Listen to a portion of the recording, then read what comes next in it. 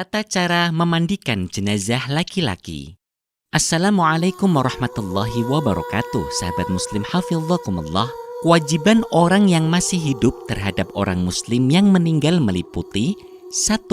Memandikan, 2.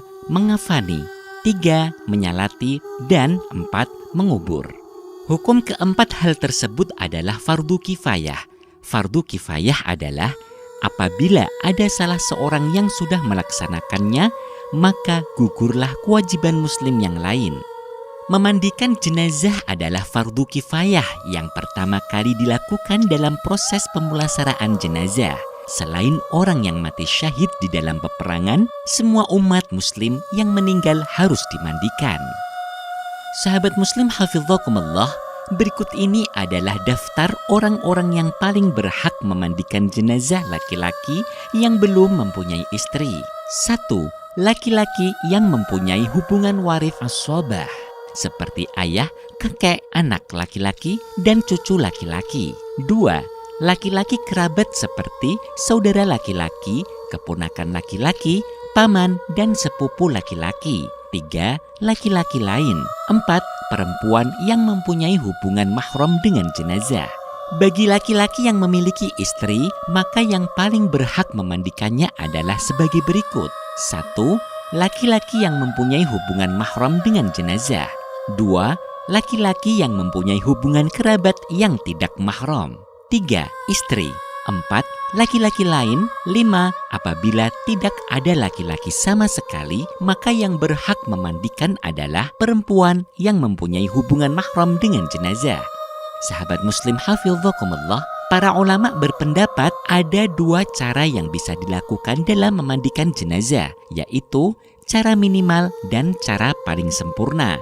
Syekh Salim bin Sumair al-Hadrami dalam kitab Safinatun Najah menyatakan bahwa standar minimal dalam memandikan mayit adalah dengan meratakan air ke seluruh anggota tubuhnya. Dr. Mustafa Al-Khin dalam kitab Al-Fiqhul Manhaj menjelaskan cara memandikan mayit secara ringkas, yaitu pertama, menghilangkan najis yang ada di tubuh mayit. Kedua, menyiramkan air secara merata ke tubuhnya. Apabila cara ini telah dilakukan dengan baik dan benar, maka mayit bisa dikatakan telah dimandikan dan gugurlah kewajiban orang yang hidup terhadap si mayit. Sahabat muslim hafizakumullah, berikut ini hal-hal yang perlu dipersiapkan dalam memandikan jenazah. 1. Siapkan tempat untuk memandikan jenazah seperti kamar mandi rumah, kamar mandi jenazah, atau tempat yang dibuat khusus untuk memandikan jenazah tertentu. Tempat yang akan dibuat untuk memandikan jenazah tertutup dan beratap. 2. Siapkan air, daun bidara, sabun, dan kamper atau kapur barus.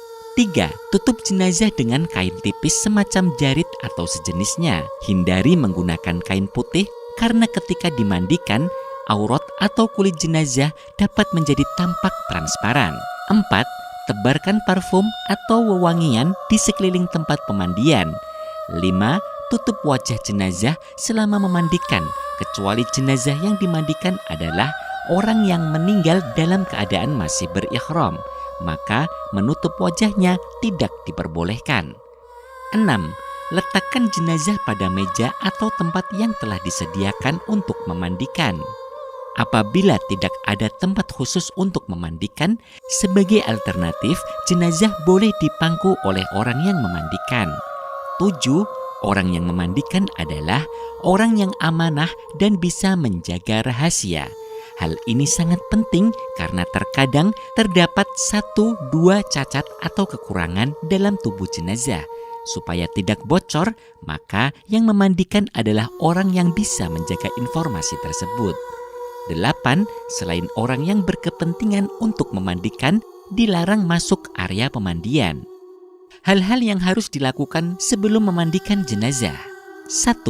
Gunakan alat pelindung diri sebagai antisipasi penyebaran penyakit yang diderita oleh jenazah yang tanpa disadari oleh keluarga maupun orang yang memandikan. 2. Bersihkan gigi dengan jari telunjuk kiri dan lubang hidungnya dengan jari kelingking dan memakai sarung tangan. 3. bersihkan kotoran di bawah kukunya dengan benda yang lunak. 4. Bersihkan kotoran pada perut jenazah dengan cara A.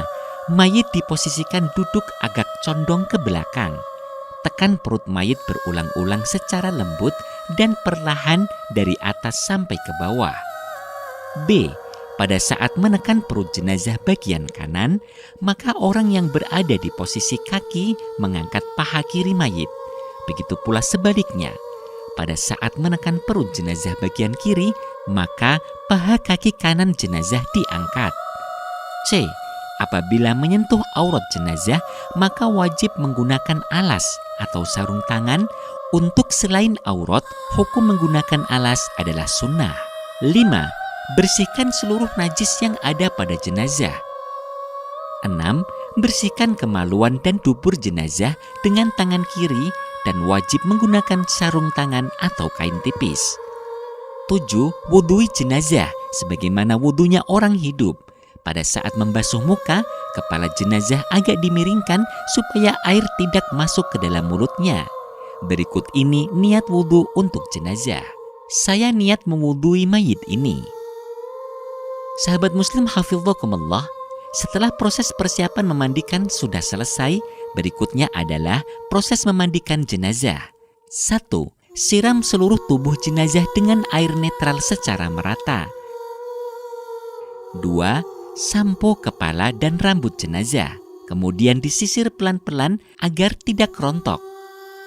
Kemudian bilas. Apabila terdapat rambut yang rontok, maka wajib dikubur dan sunnah memasukkan rambut yang rontok ke dalam kain kafan bersama jenazah. 3. Siram seluruh tubuh jenazah dengan air yang telah dicampur dengan sabun. 4. Siram seluruh tubuh mayit dengan air bersih untuk menghilangkan sisa sabun dimulai dari sebelah kanan, kemudian mayit dimiringkan ke kiri untuk menyiram bagian punggung dari arah kanan. Setelah menyiram bagian kanan, jenazah dimiringkan ke kanan untuk menyiram bagian punggung dari arah kiri. Saat memiringkan jenazah ke kanan, mulailah dengan mengangkat kaki kirinya, kemudian dinaikkan di atas kaki kanan. Begitu pula sebaliknya, pada saat akan memiringkan ke kiri, maka kaki kanan ditaruh di atas kaki kiri terlebih dahulu, baru kemudian tubuhnya menyusul dimiringkan. 5. Menyiram jenazah dengan air yang telah dicampur dengan daun bidara. 6. Siram seluruh tubuh mayit dengan air yang dicampur sedikit kapur barus.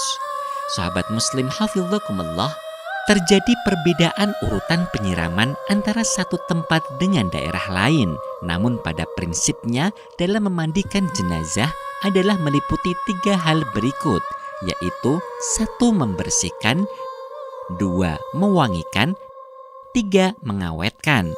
Penggunaan air netral adalah untuk membersihkan, menggunakan daun bidara atau sabun adalah untuk mewangikan selain untuk membersihkan.